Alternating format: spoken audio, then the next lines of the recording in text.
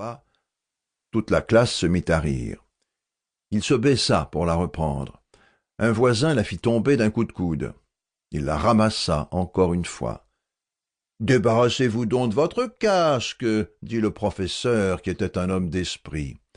Il y eut un rire éclatant des écoliers qui décontenança le pauvre garçon, si bien qu'il ne savait s'il fallait garder sa casquette à la main, la laisser par terre ou la mettre sur sa tête. Il se rassit et la posa sur ses genoux. « Levez-vous, » reprit le professeur, « et dites-moi votre nom. » Le nouveau articula d'une voix bredouillante un nom inintelligible. « Répétez !» Le même bredouillement de syllabes se fit entendre, couvert par les huées de la classe. « Plus haut !» cria le maître, « plus haut !» Le nouveau, prenant alors une résolution extrême, ouvrit une bouche démesurée et lança à plein poumon, comme pour appeler quelqu'un, ce mot « Charbon-Harry ».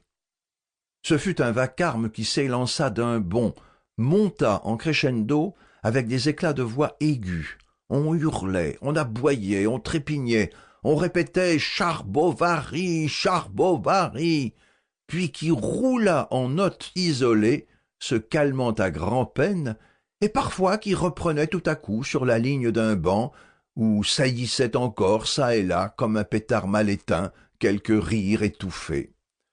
Cependant, sous la pluie des pensums, l'ordre peu à peu se rétablit dans la classe, et le professeur, parvenu à saisir le nom de Charles Bovary, se l'étant fait dicter, épeler et relire, commanda tout de suite au pauvre diable d'aller s'asseoir sur le banc de paresse, au pied de la chaire.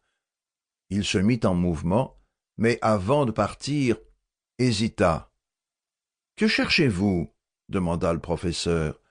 « Ma casse, fit timidement le nouveau, promenant autour de lui des regards inquiets. « 500 vers à toute la classe !» exclamé d'une voix furieuse, arrêta, comme le quos ego, une bourrasque nouvelle. « Restez donc tranquille !» continua le professeur indigné, et s'essuyant le front avec son mouchoir qu'il venait de prendre dans sa toque. « Quant à vous, le nouveau, vous me copierez 20 fois le verbe ridiculus sum. » Puis d'une voix plus douce, « Et vous la retrouverez, votre casquette, on ne vous l'a pas volée. » Tout reprit son calme. Les têtes se courbèrent sur les cartons, et le nouveau resta pendant 2 heures dans une tenue exemplaire, quoiqu'il y eût bien de temps à autre quelques boulettes de papier lancées d'un bec de plume qui vint s'éclabousser sur sa figure. Mais il s'essuyait avec la main et demeurait immobile, les yeux baissés.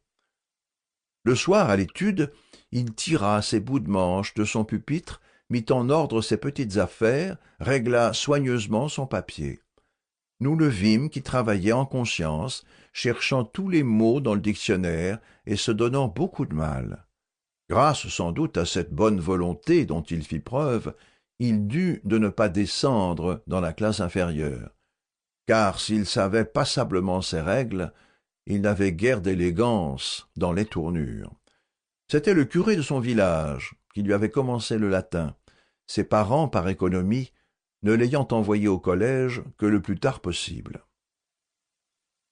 Son père, M. Charles-Denis Bartholomé Bovary, ancien aide-chirurgien-major, compromis vers 1812 dans des affaires de conscription et forcé vers cette époque de quitter le service, avait alors profité de ses avantages personnels pour saisir au passage une dot de 60 000 francs qui s'offrait en la fille d'un marchand bonnetier devenue amoureuse de sa tournure.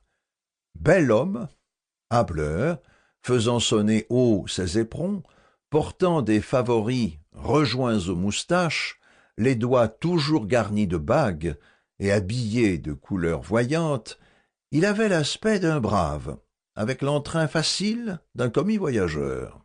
Une fois marié, il vécut 2 ou 3 ans sur la fortune de sa femme, dînant bien, se levant tard, fumant dans de grandes pipes en porcelaine, Para seguir escuchando este audiolibro gratuitamente, haz clic en el enlace de la descripción y podrás escucharlo completo sin coste gracias a la prueba de 30 días de Audible.